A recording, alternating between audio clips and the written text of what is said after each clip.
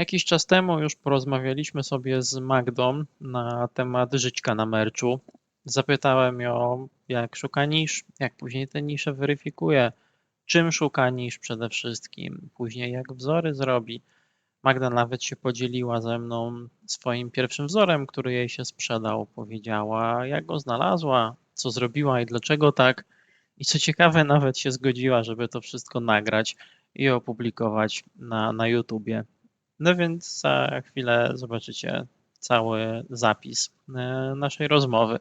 Mam nadzieję, że Wam to pomoże przy tym kwartale czwartym i no oczywiście dalej. Więc Magdo, powiedz nam tutaj kilka słów o sobie, kim jesteś, co robisz, co robiłaś przed merczem, bo na chwilę obecną działasz już tylko i wyłącznie na merczu. Tak, od nowego roku działam tylko na merczu, rzuciłam wszystko, że tak powiem, na jedną kartę. Wcześniej pracowałam jako zastępca kierownika w sklepie, wcześniej też mam spore doświadczenie w pracy w dziale kadr, no ale odkąd zobaczyłam, że właśnie jest coś takiego jak merch, Amazon, to było moje marzenie, taka praca. Robić grafiki, siedzieć w domu i sobie żyć własnym życiem, pracować kiedy się chce, kiedy się ma ochotę, mieć dużo wolnego czasu. Tym bardziej, że grafików też interesuje się od lat nastoletnich, że tak powiem. Oczywiście to są jakieś podstawowe rzeczy, nic skomplikowanego, ale zawsze lubiłam to robić i myślę, że jakoś w miarę mi to wychodzi. Także stwierdziłam, że to jest biznes idealny dla mnie. No tak, posiadając jakieś podstawy graficzne pewnie jest prościej, ale myślę, że do tego przejdziemy sobie tam gdzieś później. I w sumie też widziałem parę komentarzy gdzieś na Facebooku, które pytały, wręcz takie ogólne gremium, czy są jakieś osoby, które nie sprzedają kursów i utrzymują się z Amazona. Myślę, że ty jesteś tutaj flagowym przykładem No tak, to by się zgadzało. takiej właśnie osoby. Chyba że sprzedajesz kurs, a nikomu o tym nie Nie, mówisz, nie. to przyznam Ja się się od nie razu. czuję na jakiegoś specjalistę, A po to prostu mi to wychodzi. często tak jest, że ludzie, którym coś wychodzi, absolutnie się za specjalistów nie uważają, pomimo że mają dużo większą wiedzę niż typowy Kowalski.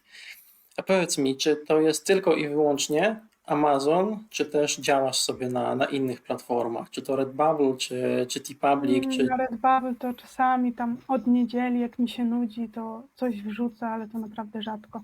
Ale też jakieś pojedyncze sprzedaże są i tam.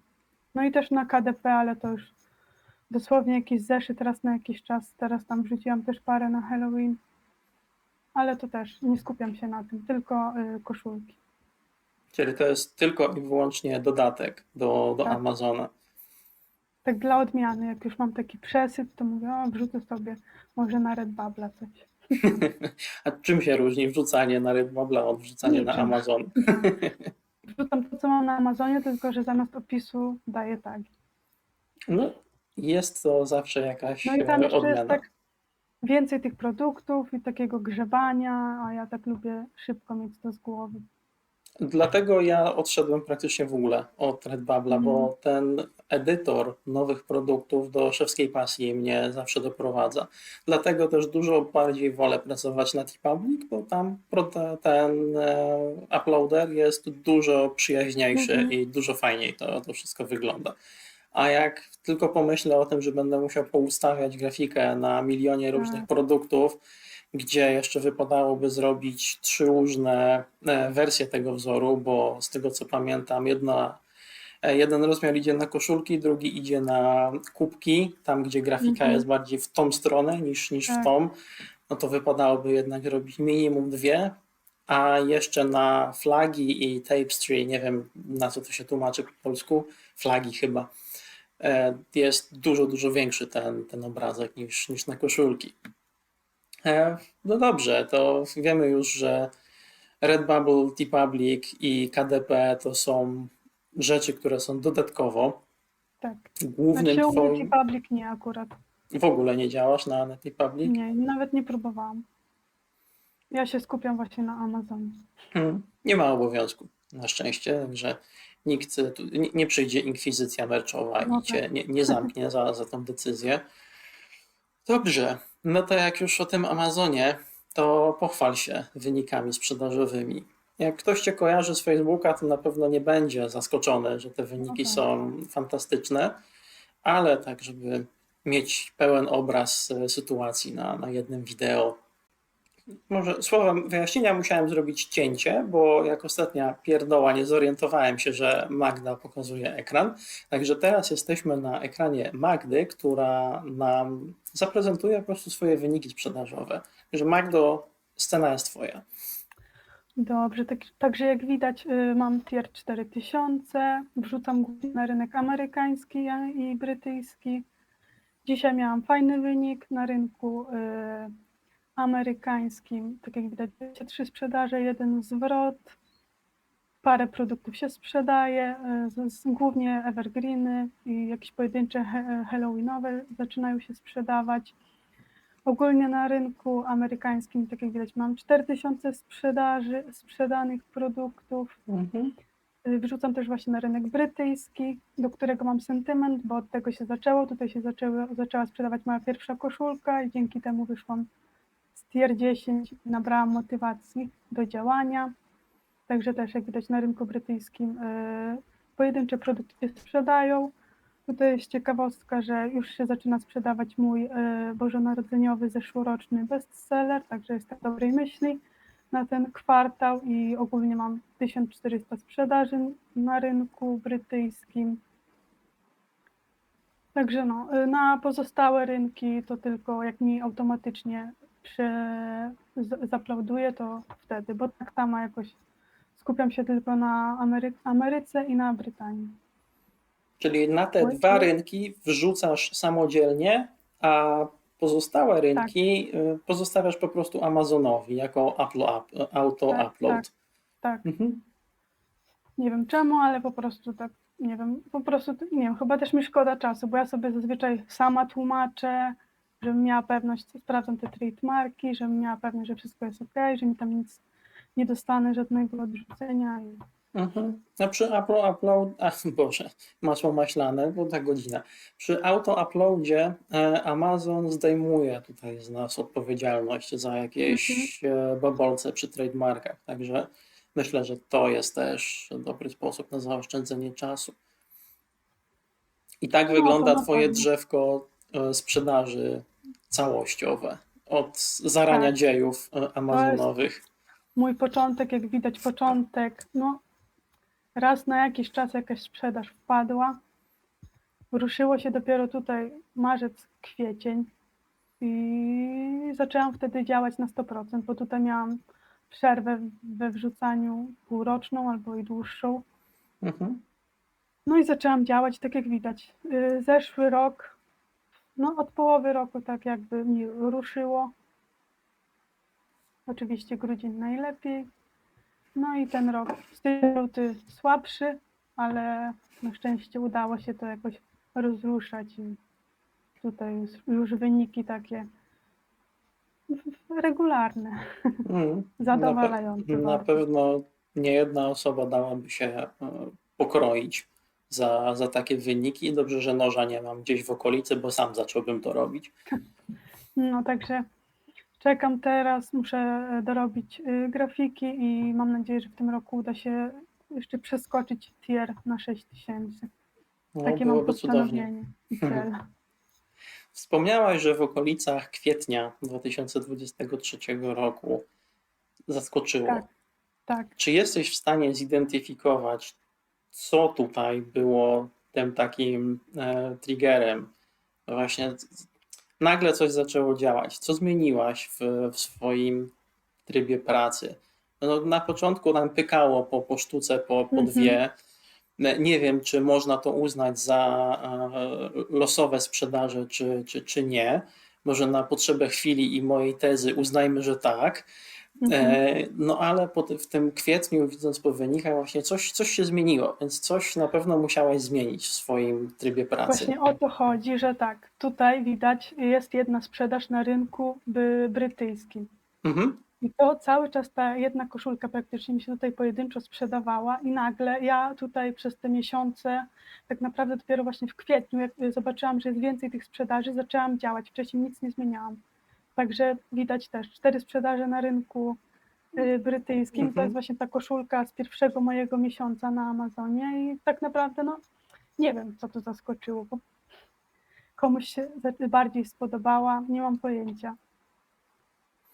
Czyli Bo tak jak mówię, ja dopiero zaczęłam działać kwiecień, maj, jak zobaczyłam, że tak nagle jest więcej niż jedna sprzedaż w miesiącu. Czyli jedna sprzedaż znaczy może nawet nie jedna sprzedaż, tylko sprzedaże poprzednie napędziły cię po prostu do działania. Tak, tak. Po prostu Samo dało mi motywująco taką twój moc. Amazon Tak, zadziałał. tak, dokładnie, bo tak jak mówię, ja przez miesiąc nic nie robiłam, ale zobaczyłam, że coś się rusza, także mówię, kurczę, to jest pewnie znak, także trzeba się wziąć z powrotem do roboty. I tak jak widać, było warto. No tak, jak najbardziej. I koniec końców, im więcej czasu poświęcasz na Amazona, tym wyniki są lepsze. Tak, ja jak jeszcze pracowałam, to najczęściej właśnie na drugą zmianę, także od rana do godziny 14-22, tak? Tak, od rana do godziny 13, 12. Praktycznie codziennie siedziałam na Amazonie. Non-stop. I w weekendy tak samo, tak. I kiedy tylko miałam czas, Amazon. Nie ma, że boli, Amazon non-stop. Tak. Wiadomo, że były jakieś tam dni przerwy, ale naprawdę bardzo dużo czasu poświęcałam, według mnie. No myślę, że też że według wielu osób to też będzie dużo czasu. Czyli w sumie drugi etat na Amazonie. Mam też parę widziałem pytań czy komentarzy, ile trzeba czasu na to poświęcać. No, można poświęcić godzinę dziennie, ale wtedy raczej nie ma co oczekiwać jakichś oszałamiających rezultatów. Można poświęcić tych godzin 8 i możliwe, że rezultaty zaczną się pojawiać, ale to też nie jest wyznacznik, bo można robić, żeby robić, a można robić mądrze. I mam nadzieję, że Magda się nam tutaj z nami podzieli tym, jak robić mądrze. Ja jestem zdania, że im więcej czasu, tym lepiej i też trzeba mieć bardzo dużo cierpliwości według mnie tutaj, bo niektórzy myślą pewnie, że powrzucają sobie grafiki i zaraz będą mieli sprzedaż, ale to tak nie działa. No, według mnie trzeba mieć dużo cierpliwości, szczególnie na początku, bo już później jak się tam rozgryzie, jak to działa, jak szukać tych nisz, to już jest łatwiej o wiele. Szczególnie na początku, jak masz tylko 10 miejsc na wzory i siedzisz i patrzysz na tego uśmiechniętego rybaka non-stop, to potrafi do szewskiej pasji doprowadzić. Ja miałam szczęście, bo tak jak mówię, ja tam przez pierwsze 2-3 miesiące coś tam powrzucałam, jakieś miałam pojedyncze sprzedaże, później miałam przerwę i nagle się samo ruszyło, także to był znak od Amazona, że powinnam działać. Tak to odbieram. Tak, Jeff dał po prostu zielone światło na rozwój twojego konta. Czyli to Magda to ten czas. Magda to ten czas, bierzemy się ostro za robotę. Więc tak patrząc po twojej historii, to też niekoniecznie technika pod tytułem wrzuć dany produkt i za 2 tygodnie, maksymalnie do miesiąca go usuń, nie zawsze może się sprawdzać, bo jakbyś ty tak zrobiła z tą twoją koszulką, to może niekoniecznie cały ten ciąg zdarzeń by nastąpił. Oczywiście analiza wsteczna zawsze bezpieczna, mogło się zadziać cokolwiek innego, no ale taki wniosek myślę można tutaj wysnuć. Pamiętasz w ogóle, jaki to był projekt? Tak, mogę pokazać, przygotowany. Fantastycznie. A to też może być ciekawe i rozwojowe, bo czasem właśnie takie niepozorne rzeczy mają szansę posprzedawać się najlepiej. No i to właśnie, tak jak mówię, rynek brytyjski, tam jakoś to się spodobało i poszło dalej. Research był robiony pod rynek brytyjski czy amerykański? Nie, ja robię cały czas pod amerykański. Tylko po prostu, tak jak tu widać, czasami coś lepiej złapie. Tak jak tutaj właśnie ten mój bożonarodzeniowy bestseller. No właśnie miałem mówić, że niebieskie No, słupki pochodzą z tak. rynku brytyjskiego, a nie To jest amerykańskiego. głównie właśnie ta jedna koszulka i ten jeden wzór, bo tam wiadomo, że tam jeszcze sweterki jakieś, Mhm. długi rękaw, ale Ale głównie są to koszulki, które ci się sprzedają jako produkt wiodący. tak. Mhm. Dobrze, to jak masz przygotowany ten pierwszy swój wzór, to ja z miłą chęcią No. zobaczę. Myślę, że cała reszta oglądających też. Tak mówię, nic specjalnego, ale oto on. Taki prosty Jamajka. wzór mnie zaskoczył. No I proszę. później właśnie jak zobaczyłam, że to działa, to zrobiłam nowszą wersję Mhm. i też to nawet do tej pory jakieś są pojedyncze sprzedaże tego. Mhm. Także mam do Jamajki sentyment, moje dzieciątko amazonowe i od tego się zaczęło. Bo to właśnie wrzuciłam w pierwszym miesiącu się sprzedało i rozruszało później machinę. Mhm. I bardzo też dobry tutaj podpowiedź, że jak coś działa, to robić tego więcej. Nie tak samo, ale gdzieś obracać się cały czas dookoła jednego tematu. Tak. Trochę coś zmienić, trochę przestawić, trochę zrobić inaczej, bo obie te twoje koszulki są, no, czy bliźniaczo podobne, to może niekoniecznie, natomiast schemat jest zawsze taki sam. Tak. Głównym tutaj elementem jest czarnoskóra kobieta z afro. Trochę się upodobniłem do tej koszulki, nieświadomie. Jeszcze mi okularów brakuje, ale w afro jest wpisana flaga Jamajki, a na samym dole jest napis po prostu Jamajka różnymi czcionkami. Tak, także nic skomplikowanego, ale Dodany jest też tutaj taki element poszarpania, distress to się nazywa Tak, po tak, angielsku. I z tego co widzę, ale popraw mnie, jeśli się mylę, to nie jest wycięcie w tej grafice, tylko to jest po prostu czarny kolor. O ile tutaj dobrze. na tych Tak, włosach, tak. nie właśnie, o ile pamiętam, to są chyba dziury właśnie. Dziury w grafice. Tak. Mhm. Bo jeśli to są Teraz to dziury w nie grafice, pamiętam, to ale ja wydaje dokładnie mi się- tak bym zrobił. Ale czasem widziałem, że grafiki są robione w taki sposób, że jest Nie. wszędzie czarny kolor. A według mnie jeżeli lepiej jest to robię wyciąć. już taką teksturę, to usuwam zawsze. Fantastycznie. Też kolor. tak robię i tak zalecam. No, polecam. Także prosta grafika potrzebowała Tak. po prostu czasu, Tak. żeby zaskoczyć. W czym robiłaś? W Canwie czy w czymś innym? W Canwie i w Gimpie. W Gimpie tam wiadomo narzucałam tą flagę, te okulary, ten gradient. Mhm. Przepraszam, ale tu mi kot gryzie ekran. Nie No. chcę, żeby mi... Kot jest kotem i No. Tak. No. Co za? a może też chce może wystąpić. Może też coś Może ciekawego tak. powie. Szczególnie na przykład jak się trafi położyć mi na ręku, tak żebym nie mogła ruszać myszką. Ze mną rób, a nie tam koszulki.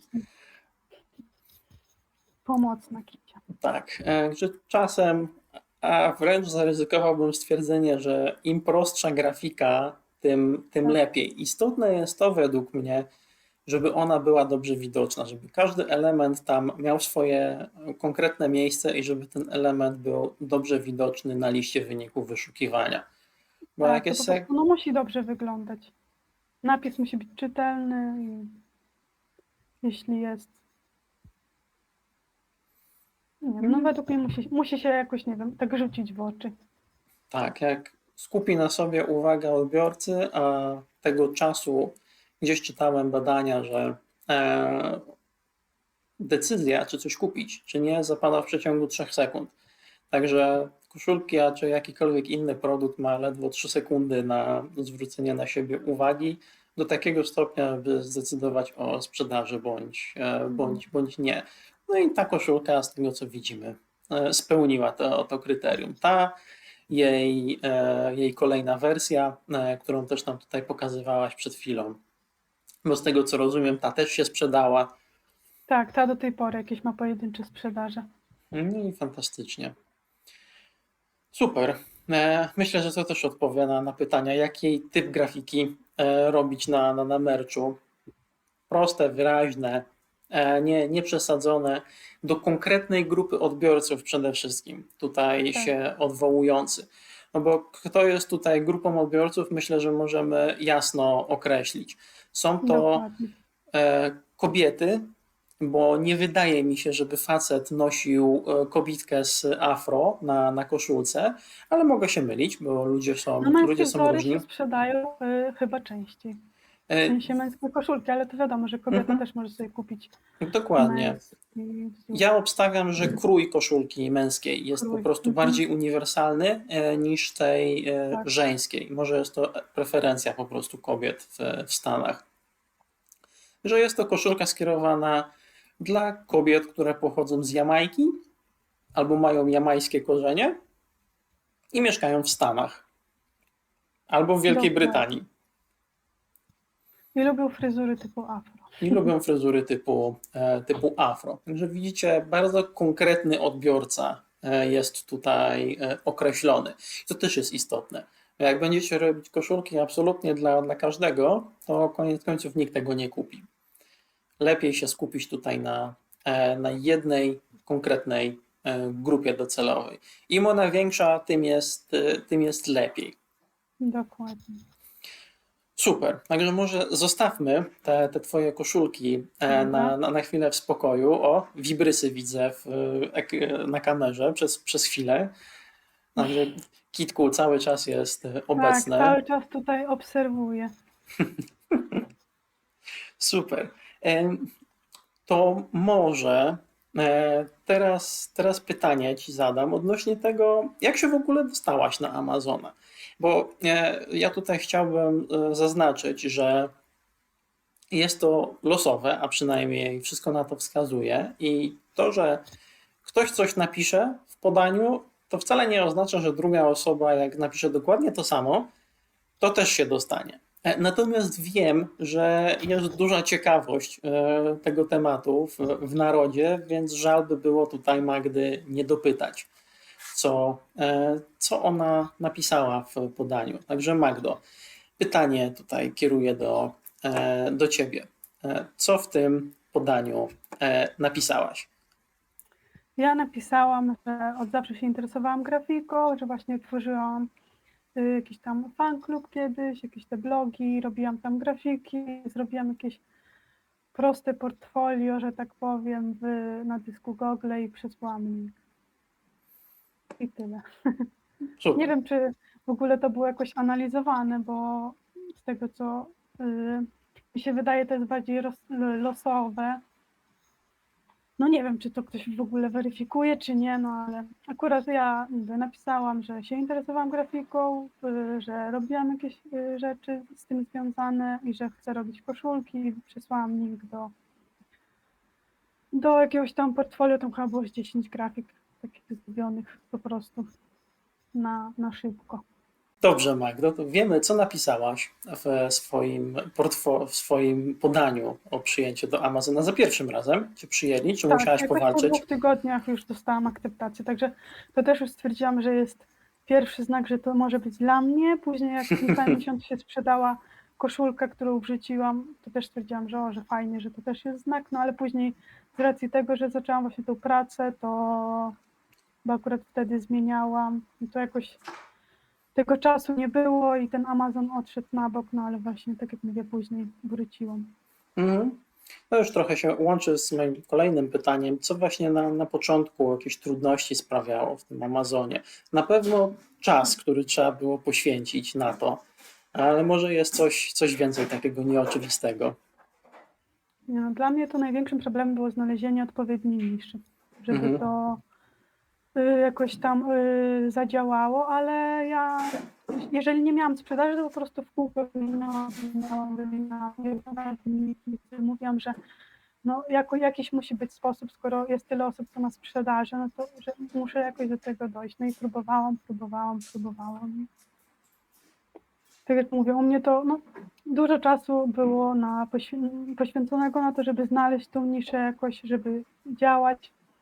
Dużo razy wymieniałam projekty, bo nie było sprzedaży, no ale tak jak mówię, trzeba dużo cierpliwości, ja się nie poddałam i Czyli upartość Także i cierpliwość. tak, także u mnie właśnie największy problem to było ze znalezieniem odpowiedniej niszy.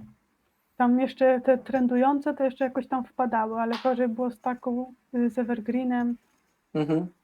Z czymś, co by się ciągle sprzedawało. Tak, Tak tak. słowem doprecyzowania. No dobrze. Także dyscyplina, czas i koniec końców nauka wyszukiwania odpowiedniej niszy. To już może jak przy tym jesteśmy, to czy byłabyś w stanie jakieś wskazówki nam tutaj udzielić na temat tego, jak szukać niszy, może swój warsztat tutaj zaprezentować i już po znalezieniu niszy, w jaki sposób analizujesz w ogóle tą niszę pod kątem tego, czy warto w to wejść, czy to jest jednak jakiś badziew, który najlepiej odrzucić na samym początku. No od razu mogę powiedzieć, że Ameryki na pewno nie odkryję po raz kolejny. U mnie po prostu zasada jest taka, żeby szukać i jeszcze raz szukać na różne sposoby. W zależności od tego, jaki jest okres, czego się szuka. I jakie to są sposoby? No teraz nam się zbliża Halloween. Jak szukasz rzeczy na Halloween? Może tutaj tym tematem zacznijmy. Na Halloween.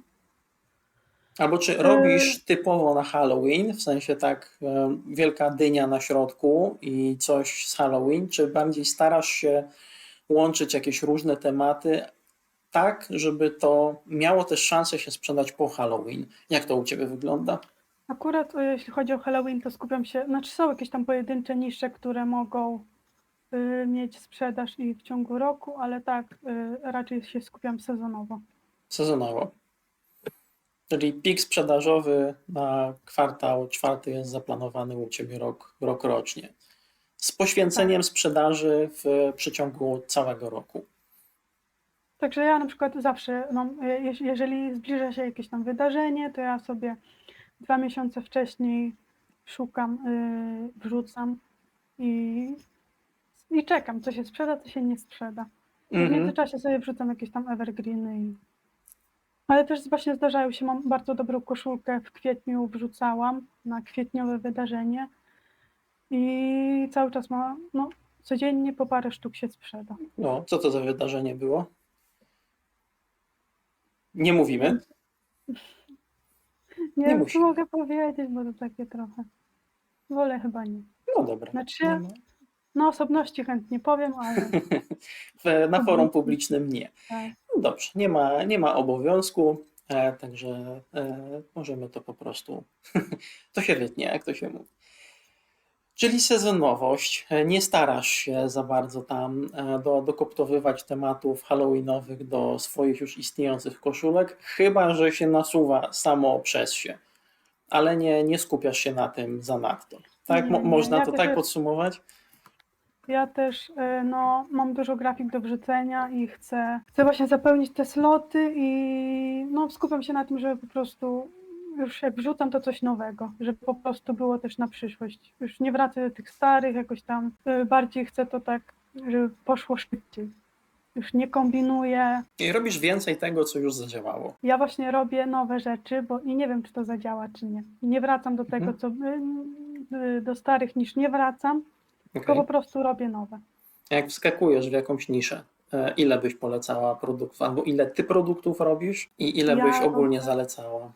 Zazwyczaj od 10, czasami do 20, czasami nawet niszę, że wrzucę 30, ale to chyba tam na 4 lipca tylko mi się zdarzyło, ale tak to najczęściej 10 i maksymalnie 20.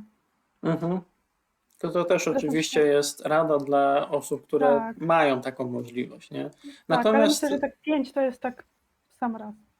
Nawet na tierze 10 zaatakować 2 nisze i wrzucić po prostu po 5 koszulek w dany temat. I oczywiście na tierze 10 to za najniższą możliwą cenę, bo ja też tak wrzucałam wtedy. Czyli na chwilę obecną 13,38, nie 13,39, bo wiem, że jak się klika, czy tam wschodzi na Produktorze o centa, to przy 13,39 on już potrafi pokazać, że marża jest 0,000. Natomiast jeszcze można centa niżej zejść i czasem ten cent niżej jest kluczowy. Także też zwracam na to uwagę. Czyli atakujemy jeden temat albo na tierze 10 2 tematy 5 wzorami, tak żeby Ja wolę zwiększyć. wrzucić więcej, bo nigdy nie wiem, co się sprzeda, co się nie sprzeda. Też czasami się trafiały takie nisze. Też w maju miałam, że wrzuciłam chyba 5 grafik i 4 miały z tej niszy bardzo fajną sprzedaż. Także no, czasami się tak poszczęści i ja myślę, że lepiej więcej niż kilka niż pojedynczo.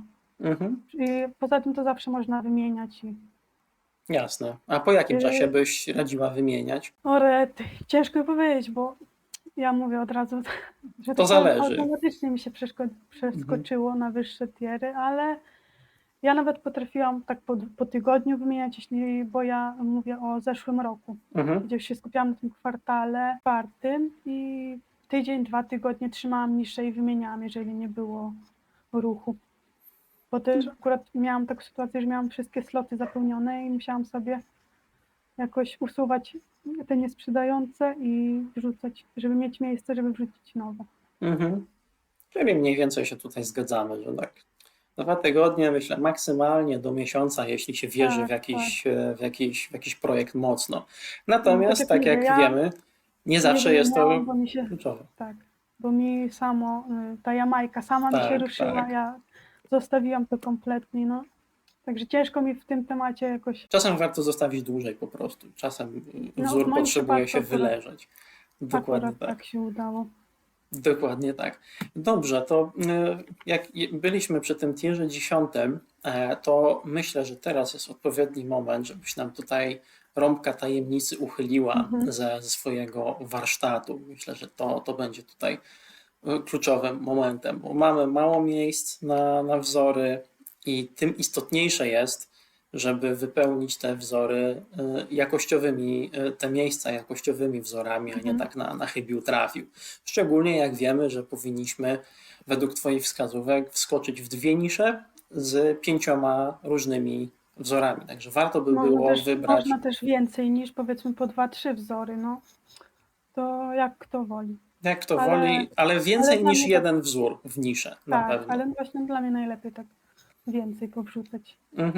No dobrze, to powiedz nam, czego głównie używasz do szukania niszy, jak to u Ciebie wygląda, jak jest później z analizą tej niszy, bo znaleźć to jedno, a przeanalizować pod kątem tego, czy warto wskoczyć, czy nie, to całkowicie inna historia. Ja używam programu Merge Dominator teraz przede wszystkim. Też codziennie sobie sprawdzam po prostu na Amazonie od najnowszych, czy jest coś, co było niedawno wrzucone i ma fajną sprzedaż. Ale głównie właśnie Merge Dominator.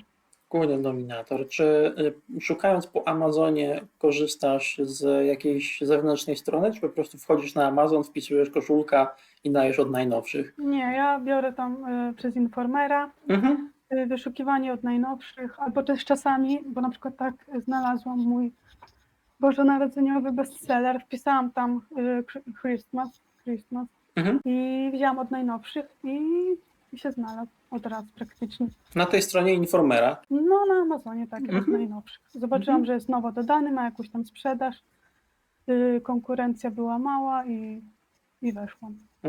Co rozumiemy przez małą konkurencję?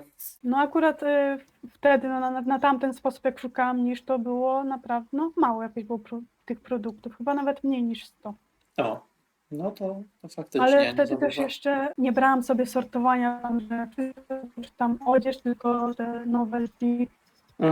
I wtedy właśnie zawsze pokazuję mniej, ale jakoś mi się poszczęściło. No i super. No, czasem temu szczęściu trzeba jednak pomóc. Tak, i właśnie też pamiętam, że wpisywałam właśnie Halloween i też tam szukałam od najnowszych, to jeśli ktoś tam nie ma programu. Czyli zaczynałaś od w sumie głównej niszy, jaką jest czy to Halloween, czy Christmas. Tak. I w tej głównej niszy wyszukiwałaś po prostu czegoś, co się sprzedało, ale nie było pozycjonowane typowo na Halloween czy na Christmas. Bo jak byśmy robili koszulki, czy tam Happy Halloween, czy Happy Christmas, to Mhm. marne szanse, że cokolwiek tam się zadzieje. Nie, to akurat była taka nisza sarkastyczna, także też Czyli nie ogólnie. bardzo konkretny pewnie, bardzo konkretny tekst na koszulce Tak. i ludzie kupowali ze względu Tak. na ten tekst. Jednocześnie kupując przez ten tekst, na pewno listing miałeś zbudowany w taki sposób, że gdzieś tam to Christmas było wrzucone. Tak. I Amazon później popodrzucał tą koszulkę też szerszej publice. I myślę, że to tutaj zadziałało przy tej koszulce. Wiem, że przygotowałaś nam jakąś tutaj drobną prezentację odnośnie niszy.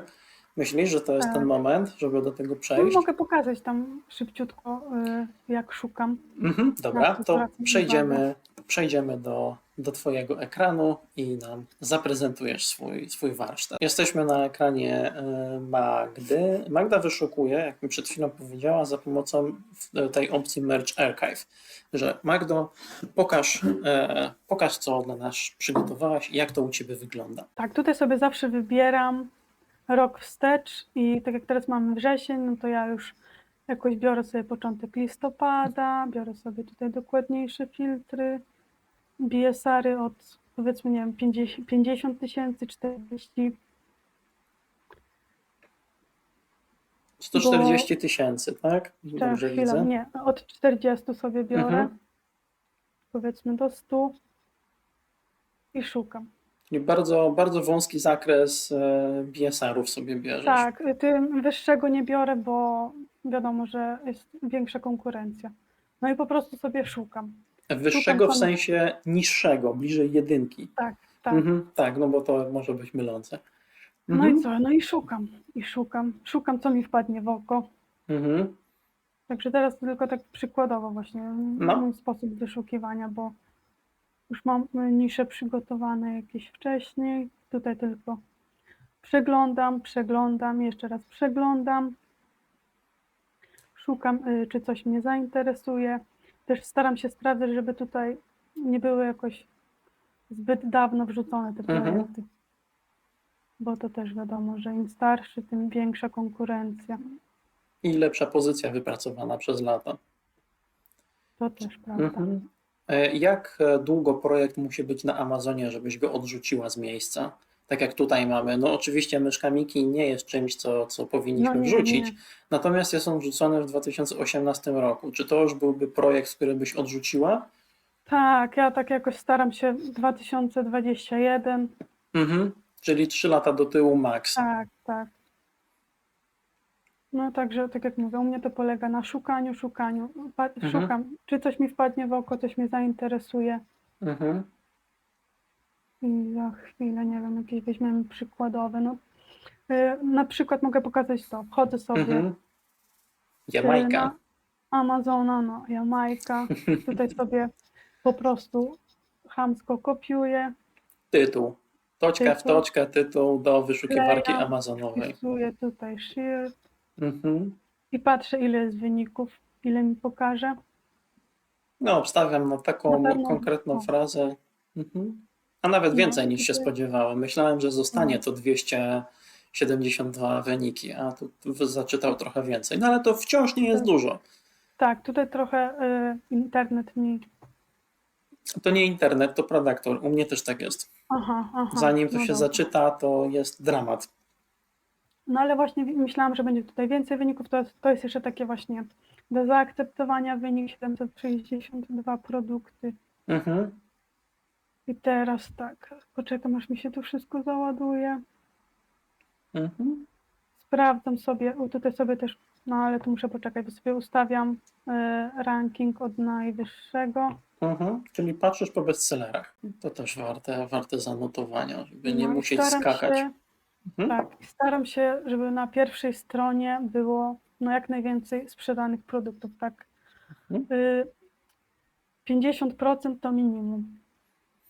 Czyli w ten sposób określasz zapotrzebowanie na dany temat.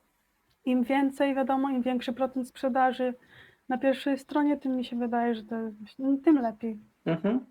No ja zawsze zwracam na to uwagę i wiadomo, tutaj im mniej, tym lepiej. Najlepiej tak jak jest mniej niż 500. ale no akurat czy Halloween, czy święta, no to trzeba trochę pogrzebać, żeby znaleźć takie z mniejszą liczbą konkurencji nisze. Mhm. Przy czym też tak podrzucę od siebie, że to jest, Mhm. nie zawsze jest tak, że jak jest dużo produktów, to jest niemożliwość sprzedać coś, bo czasem jest tak jak na przykład na Halloween, nie? Mamy całą masę koszulek, ale doskonale wiemy, że to jest tak duże wydarzenie, że klientów też jest cała masa. Także czasem nie zawsze warto odrzucać niszę, która ma trochę więcej produktów, jeśli ruch tam jest spory. Bo im więcej jest klientów, tym większa szansa jednak, że jakieś oko zawiśnie trochę dłużej na naszej koszulce. Dokładnie, właśnie ja też mam takie nisze, gdzie jest no, powyżej 1000, a nawet powyżej 2 i też są jakieś sprzedaże, także no ale ja staram się wrzucać takie poniżej, no tu jeszcze tak optymalnie, ale tak staram się, żeby było poniżej 500 produktów. No, produktor się z łaski swojej załadował. Tak. No ja sobie zawsze biorę tutaj od najwyższych, tutaj mi pokazuje, że jest na pierwszej stronie 100% sprzedaży, czyli zapowiada się bardzo dobrze. No i wiadomo, sprawdzam BSR-y, im więcej takich poniżej 1 miliona, tym lepiej, tu są bardzo dobre. Patrzysz na ten główny ranking BSR, czyli ten największy, czy też rozbijasz się na te pomniejsze, Boys Novelty, Girls Novelty, bo tam są jeszcze niższe te BSR-y. Nie, ja patrzę tutaj tak ogólnie, nie wnikam jakoś bardziej. I też sprawdzam sobie zawsze, jakie są daty dodania produktów w danej niszy, bo czasami jest tak, że na przykład są same jakieś tam 2018, 2019, to też w takie nie wchodzę, bo uważam, że no coś musi być nie tak. A jak widzę, że są jakieś właśnie nowe też produkty i mają sprzedaż, no to tym lepiej. No tutaj mamy, widzę, 15 lipca, o ile dobrze pamiętam. Tak, tu tak samo, ale to No. jest inny ten. Tak. Tutaj właśnie 15 lipca, dobra sprzedaż. Tylko to akurat jest już, że tak powiem, inna. Tak, jakieś połączenie z czymś innym, nie? Natomiast takie połączenia też mogą nam dać jakiś nowy pomysł, prawda? Ja właśnie też często niby wchodzę tam po tytule w daną niszę, ale pokazuję jakieś też różne wyniki, które sprawdzam. No z tego, co tutaj widzę, wyniki są całkiem obiecujące. Tak. BSR-y ładne, tak, sprzedaże pewnie też niezłe. I tak patrząc po grafikach, po koszulkach, widzę, mamy nie tylko czarne, a mamy też zielone. Tam widziałem nawet białą koszulkę. Także może kolor też byłby czymś, czym nasza koszulka by się była w stanie tutaj wyróżnić. Tak, ja teraz też zaczęłam tak robić, że no bo jak wrzucam więcej tych produktów, żeby przynajmniej jeden był na innym kolorze koszulki niż czarny, podstawowym. Jak wrzucasz więcej produktów w niszę, jak traktujesz opisy? Czy każda koszulka idzie z dokładnie takim samym opisem? Tak. Jeżeli się czymś różni, to wtedy to uwzględniam, ale jak tyczy się tego samego, to u mnie jest to samo. 1:1, bez żadnych zmian. Tak. I tytuł, i brand, i bulety, wszystko idzie takie samo. Tak, ja sobie zapisuję właśnie w produktorze templatkę. Tak, i sobie po prostu lecę po kolei. Żeby też było szybciej, no na wyższy tier i chce się tych grafik trochę nawrzucać, no to trochę czasu potrzeba. Oj tak. Czyli najpierw jest szukanie niszy, co oczywiste, później weryfikacja tej niszy i jak już stwierdzisz, że ta dana nisza jest OK, to zaczynasz najpewniej produkcję grafik. Tak. Dobra. Jak byś tutaj do grafiki podeszła w tej niszy? Czy już na tym etapie jesteś w stanie stwierdzić, co dobrze by było, żeby projekt zawierał i co na pewno ten projekt zawrze twój? Na pewno flagę Jamajki. To jest oczywiste. Tak. Tylko właśnie może też bardziej jakiś wtopiony w napisy. No teraz akurat tak na szybko ciężko mi stwierdzić, bo to zawsze jednak trzeba trochę pomyśleć, żeby się wyróżnić. Poprzeglądać te wszystkie projekty. Mhm. Ale właśnie flaga Jamajki musi być. Flaga Jamajki to jest must have tutaj z tego co Tak. widzę. Tak, ale im niżej scrollujesz, tym, no co oczywiste, te BSR-y będą trochę gorsze. Natomiast no, wciąż są to BSR-y całkiem obiecujące. Tu już jesteśmy w połowie tej pierwszej strony, no i dopiero tutaj mamy BSR-y w granicach miliona, miliona Tak, ale też 500. zawsze jest jak sprzedaż, raz na jakiś czas, ale Tak, jest. tak, zawsze się coś tam sprzedaje. Są Tak. oceny, więc oceny też nam tutaj sugerują, że jest tutaj ruch w tej niszy. Bo szacunkowo na każdą jedną ocenę musi być około 10 sprzedaży, bo nie każdy zostawia ocenę pozytywną, niestety. No tak. Mniejszość to robi. No akurat ta nisza dotyczy tam podróżowania, także no można na pewno coś ciekawego, co się wyróżni, wymyśleć. Ja akurat kiedyś już przeglądałam tą niszę, ale nie mogłam akurat jakoś się tutaj zgrać z tym i coś. Nie mój klimat akurat ta nisza. To też jest istotne, żeby nie robić jakoś wbrew Ja sobie, nigdy nie robię na siłę. mimo to, że właśnie widać, że są sprzedaże, to Tak. nie wciskać gdzieś tam byleby robić, bo to też nie o to chodzi. No Dokładnie. dobra, to grafikę zostawimy. Na pewno wiemy, że flaga Jamajki tutaj musi być, nie? I na pewno trzeba by było zbadać rzeczy, które się tutaj sprzedają. Najlepiej rzeczy, które się sprzedają najlepiej. Tak, dokładnie. I wyciągnąć z nich jakiś element wspólny i dookoła tego czegoś pracować.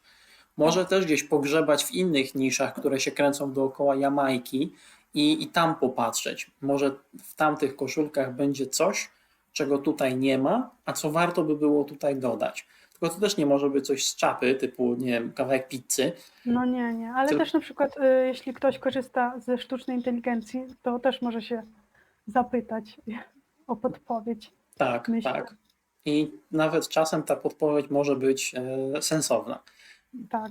Czasem ChatGPT czy inne sztuczne inteligencje potrafią kocoboły wypisywać, no ale No ja akurat żal by było nie skorzystać. korzystam to albo z jakiejś tam podstawy do grafiki typu, nie wiem, jakiś kod albo coś, albo jakiś prosty tekst na koszulkę. Jak byś skonstruowała tutaj opis? W ogóle czy opisy piszesz samodzielnie, czy sztuczna inteligencja cię wspomaga w tym? Też mnie wspomaga. Ja sobie zawsze otwieram te koszulki z najlepszymi BSR-ami. Patrzę, jakich oni użyli słów kluczowych. Jak identyfikujesz te słowa kluczowe? Bo to też jest Ja pytanie, zawsze które sobie często otwieram. dostaję. Ja zawsze sobie otwieram 3 projekty. 3 najlepiej sprzedające się projekty. Tak. 3 albo 2, jak nie ma 3. I sprawdzam. Czyli wiadomo, Jamaican flag, tutaj love do tych wysp karaibskich. Wiadomo, że vacation, travel musi być. Widzę, że ktoś tutaj też próbuje się rozszerzać na reggae koncert, sporting event. Akurat jeśli to jest taka flaga Jamajki z napisem, no to niekoniecznie, nie? Tak. Tak sobie, że tak powiem, zaśmiecać. Czyli też lepiej precyzyjniejszy opis niż dorzucać takie rzeczy, byleby tylko były. Tak, wszędzie właśnie są po prostu powymieniane te wszystkie możliwe osoby z rodziny w tych opisach. To też jest dla mnie.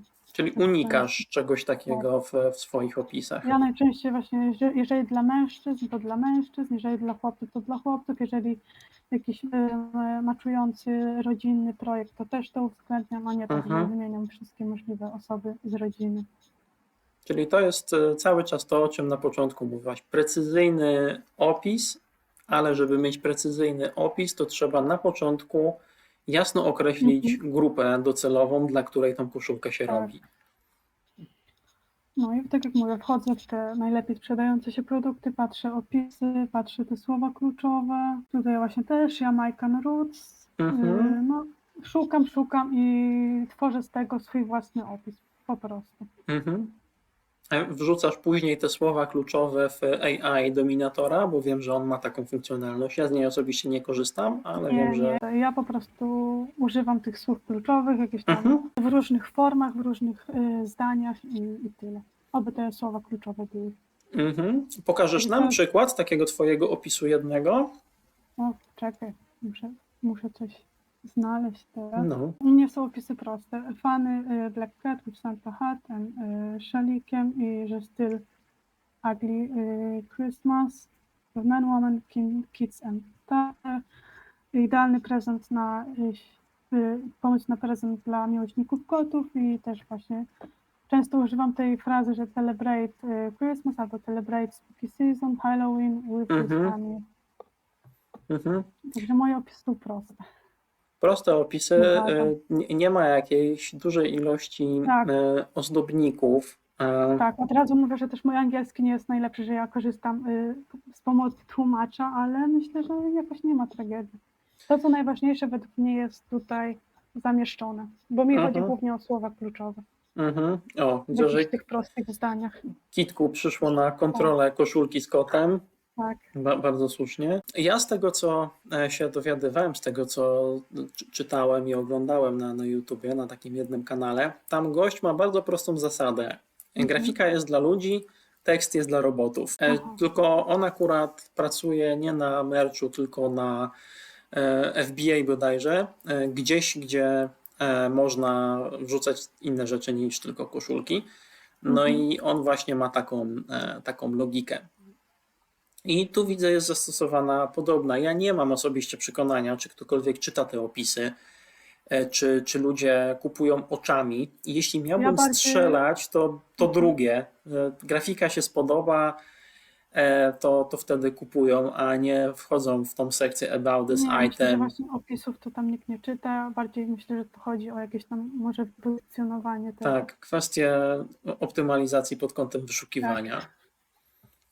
W tym miejscu... Nie jest nic skomplikowanego w tych opisach. Staram, żeby się były jakieś tam, według mnie, najciekawsze słowa kluczowe.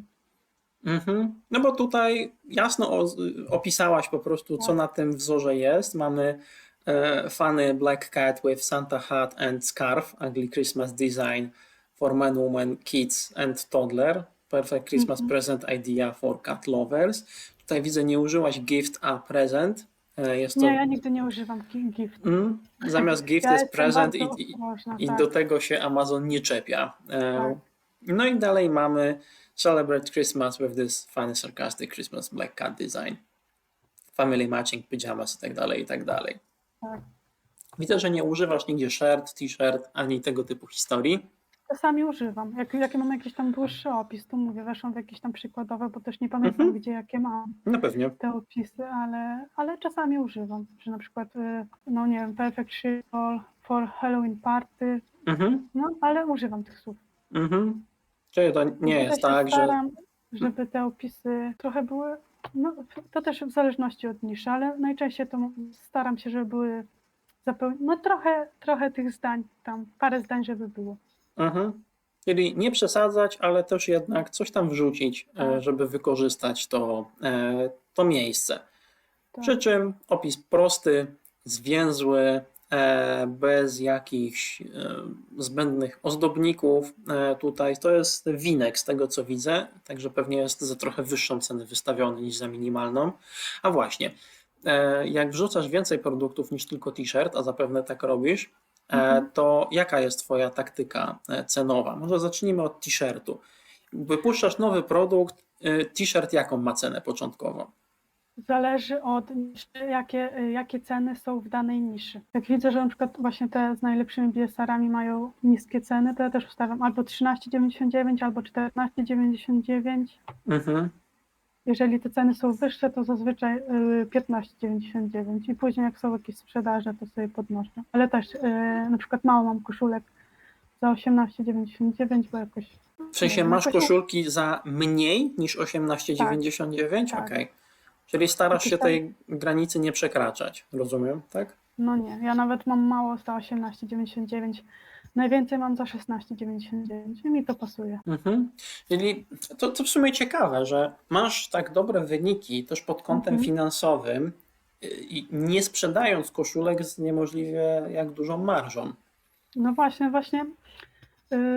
zauważyłam, że ta cena 16,90 to jest taka dla mnie najlepsza, że właśnie, no, jestem zadowolona i z wyników, i ze sprzedaży. Mhm. Dochód też jest, no mnie to bardzo zadowala. Dla mnie to jest właśnie okej. Ja nie muszę tam mieć za 18,99 koszulek. Mhm. U mnie właśnie najczęściej są za 16,99. No ale jak widać, No jak widać, to działa. się Nie? Także opłaca. nie zawsze jest sens z tą ceną przesadzać, no bo zapewne ludzie w Ameryce też mają czasem cebulę zamiast serduszka No, i szukają właśnie okazji. A też co się dowiedziałem, Amazon i jego algorytm działa na takiej zasadzie, że niską ceną możemy napędzić sprzedaże. dokładnie. Te sprzedaże napędzają oceny, a oceny są takim social proof, że coś jest ok. I oceny napędzają sprzedaże. I mamy takie kółko amazonowe, że im więcej sprzedaży, tym więcej ocen, im więcej ocen, tym więcej sprzedaży. I wtedy można podnosić cenę, żeby zobaczyć, gdzie to tak zwane momentum będzie sobie się załamie, bądź będzie się utrzymywać. I widać u Ciebie cena 16,99 jest ceną, która jest tutaj optymalna, bo masz i całą masę sprzedaży, Tak, ale te sprzedaże są na takiej sensownej marży, która pozwala Ci tutaj, tak jak widzę zadowalająco. wczoraj 55 dolców zrobione ze sprzedaży 23 koszulek. Ja pamiętam, w tamtym roku miałam takie postanowienie, że jak będę miała, to też jest taka może ciekawostka, jak zarobię pierwszą określoną kwotę, u mnie to było 3000 Złotych czy dolarów? złotych, Mhm. to będę myślała właśnie o tym, żeby się tym Amazonem zająć już tylko tym. A później miałam takie postanowienie, że im będę miała więcej dni ze sprzedażą Ciągłą. $25, Okej. no to wiadomo, to tym bardziej rezygnuję i się za to biorę.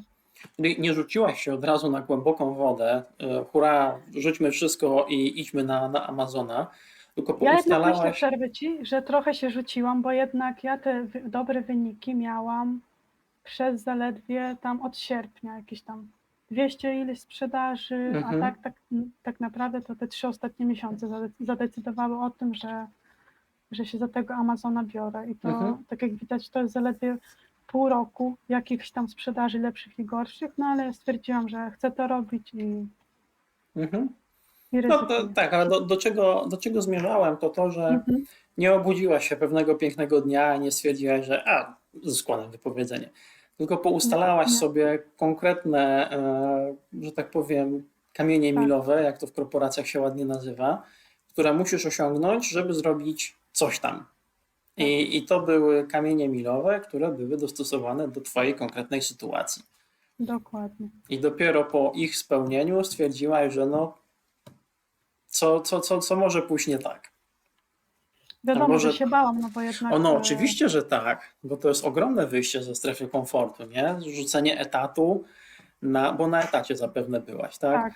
Rzucenie etatu na poczet wrzucania koszulek na Amazona, gdzie jesteś na łasce i niełasce ich mniejszego supportu, nie? Jest to na pewno odważna decyzja i cóż tutaj więcej mówić, oby ten amazonowy rozdział trwał jak najdłużej u Ciebie.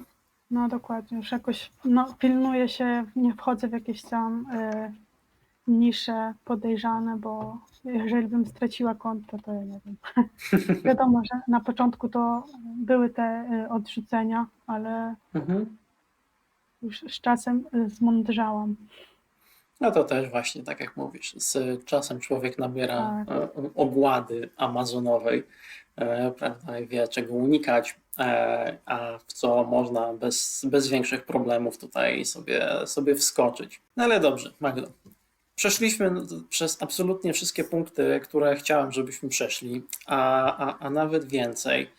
Także ja Ci przede wszystkim bardzo dziękuję za poświęcony czas o tak zbójeckiej godzinie, jaka jest 8 rano.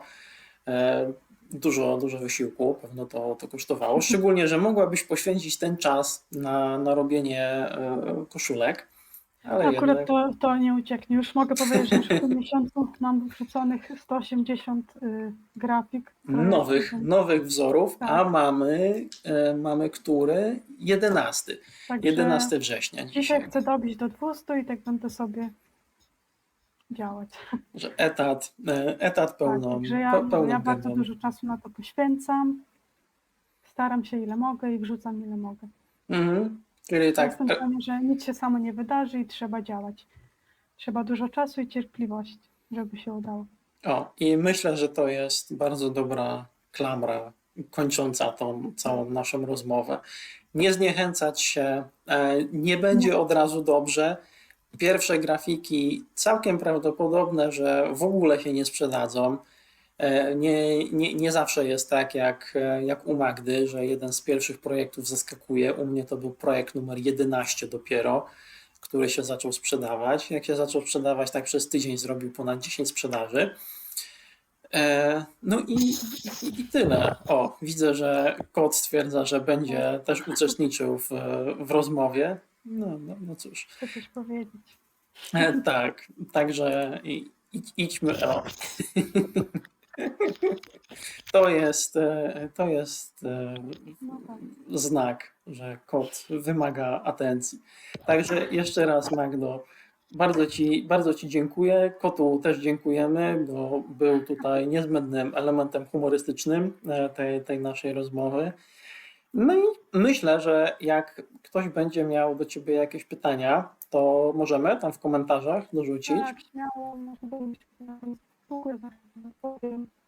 Mhm. Także jeszcze tylko mogę powiedzieć, że no, nie ma się co zniechęcać, trzeba walczyć, jeżeli ktoś chce naprawdę mieć fajne wyniki. No i nie ma nic od razu. Trzeba mieć dużo cierpliwości. Niesamowita sprawa, nie? Jak się nie robi, to nic nie ma i samo nie przychodzi. No niektórzy myślą, że jest to prosty biznes i łatwe pieniądze, ale rzeczywistość jest inna. Trzeba jednak dużo czasu właśnie poświęcić pracy. Ja nawet jestem zdania, że to jest naprawdę łatwy pieniądz, no bo Dla koniec mnie końców, ale nawet tak generalnie, bo no koniec końców to jest zrobienie grafiki i wrzucanie Tak. tego na jakąś stronę, nie musisz mieć do tego doktoratu z fizyki kwantowej, żeby to robić. Może to zasadniczo robić każdy, kto ma jako takie pojęcie o estetyce. Tak, Jest w stanie się dopasować do różnych panujących estetyk. Natomiast nie jest to pieniądz prosty. Nie jest to proste właśnie z tych względów, o których tutaj wspominasz. Nie sprzeda się to od razu, możliwe, że nigdy się nie sprzeda. Trzeba tego zrobić masę i to zajmuje masę czasu i na początku bardzo prawdopodobne, że nic z tego nie będzie i będziemy patrzeć non-stop na uśmiechniętą twarz rybaka w lewym dolnym rogu. I ja też długo na niego patrzyłem, zresztą jak rano odpalam mercia, to też patrzę na uśmiechniętego rybaka i tak samo mnie denerwuje, jak mnie denerwował na początku. No ale jednak... Trzeba być cierpliwym, bo dla mnie cierpliwość to jest klucz. Bo jak ktoś nie ma tej cierpliwości, to odpuści szybko, a jednak dostanie się do tego Amazona, no to jest według mnie bardzo duża szansa. No i przyjemny sposób na zarabianie pieniędzy. Tak, to prawda. Dobrze, Magdo. Ja Ci dziękuję z całego serduszka. Raz jeszcze. Kotkowi też dziękuję. Jak się wabi w ogóle kicia? Balbinka. Tak, Balbince też dziękujemy i mam nadzieję, że Balbinka będzie... Akurat już jak kończymy, to sobie poszło, więc... A no to klasyka. Nie?